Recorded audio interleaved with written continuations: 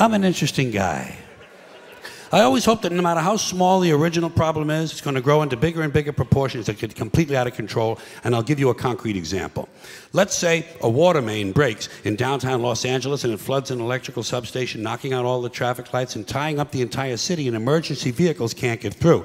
And at the same time, one of those month-long global warming heat waves comes along, but there's no air conditioning, there's no water for sanitation, so cholera, smallpox, and dysentery break out, and thousands of people start dying in the streets. But before they die, parasites eat their brains, and they go completely fucking crazy, and they storm the hospital, but the hospital can't handle all the casualties, so these people rape all the nurses and set the hospital on fire.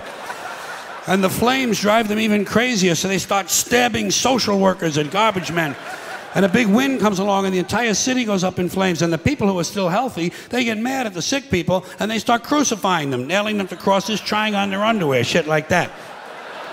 Then everybody smokes crack and PCP, and they march on City Hall where they burn the mayor at the stake, strangle his wife, and take turns sodomizing the statue of Larry Flint. And at this point, it looks like pretty soon things are going to start to get out of control. So everybody panics and tries to leave the city at the same time. And they trample each other to death in the streets by the thousands, and wild dogs eat their corpses. And the wild dogs chase the rest of the people down the highway, and one by one the dogs pick off the old fucks and the slow people because they're in the fast lane where they don't belong. Get the fuck out of the fast lane if you're an old fuck, if you're a slow fuck. Get over on the right. Get over on the right. And the lucky ones, the lucky people who manage to make it all the way outside of town, they discover when they get there that big sparks from the city have lit the suburbs on fire, and the suburbs burn uncontrollably, and thousands of identical homes have identical fires with identical smoke, killing all the identical soccer moms and their identical kids named Jason and Jennifer. And now the fire spreads to the farmlands, and the farmlands burn intensely at 425 degrees, creating millions of baked potatoes. And as the farmlands burn, thousands of barns and farmhouses begin to explode from all the hidden methamphetamine labs.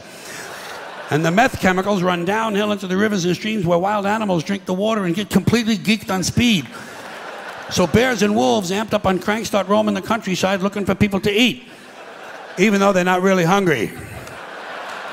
And the fire spreads to the forest, and the forests burn furiously, and hundreds of elves and trolls and fairies come running out of the woods screaming, "Bambi is dead! Bambi is dead!" And he is. Finally, that fucking little cunt, Bambi, is dead. Dead. And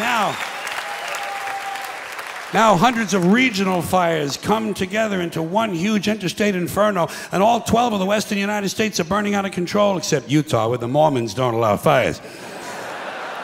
And the fire spreads across the Great Plains, toasting the wheat, cooking the cattle, and producing hamburgers, actually. Then it leaps the Mississippi and races through the South, blowing up stills, interrupting lynchings, and killing millions of inbred people.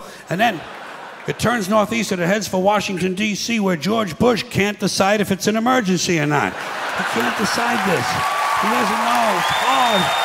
Oh, it's hard work. You know? No. Yeah.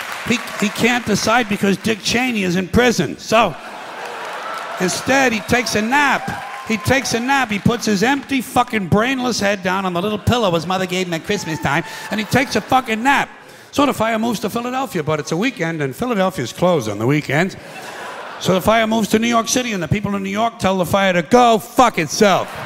Go fuck yourself. Yeah, and it does. Yeah. And it does. So instead, it burns down Long Island and Connecticut, killing all the rich white assholes and completely destroying their evil faggoty golf courses. And while all this is going on, Canada burns to the ground, but nobody notices. And now the entire North American continent is on fire, producing a huge thermal updraft and creating an incendiary cyclonic macro system that forms a hemispheric megastorm, breaking down the molecular structure of the atmosphere and actually changing the laws of nature. Fire and water combine. Burning clouds of flaming rain fall upward. Gamma rays and solar winds ignite the ionosphere, creating huge clouds of ionized plasma. Bolts of lightning 20 million miles long begin shooting out of the North Pole, and the sky fills up with green shit. And then suddenly, the entire fabric of space-time splits in two. A huge crack in the universe opens, and all the dead people from the past begin falling through. Babe Ruth, Groucho Marx, Davy Crockett, Tiny Tim, Porky Pig, Hitler, Janis Joplin, Alan Ludden, my Uncle Dave, your Uncle Dave. Everybody's Uncle Dave. An endless stream of dead Uncle Daves falling through the crack. And all the dead Uncle Daves gather around a heavenly kitchen table. They light up cigarettes and they begin to talk. They talk about how they never got a break, how their parents didn't love them and their children were ungrateful. They talk about how the government screwed them out of money and they just missed out on a big job. They say the Jews own everything and the blacks get special treatment. And all the hatred and bitterness drips out of these people and forms a big pool of liquid hate. And the pool of liquid hate begins to spin. Round and round it spins, faster and faster. And the faster it spins, the bigger it gets. Faster and faster, bigger and bigger, until the whirling pool of hate is bigger than the entire universe. And then suddenly it explodes into trillions of tiny stars. And every star has a trillion planets. And every planet has a trillion Uncle Daves. And all the Uncle Daves have good jobs, perfect eyesight, and shoes that fit. They have great sex lives and free health care.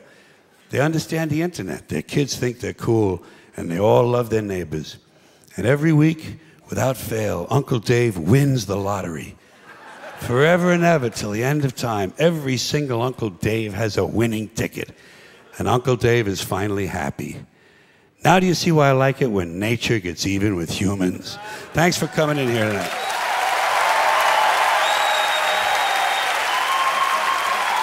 Thank you. See you later.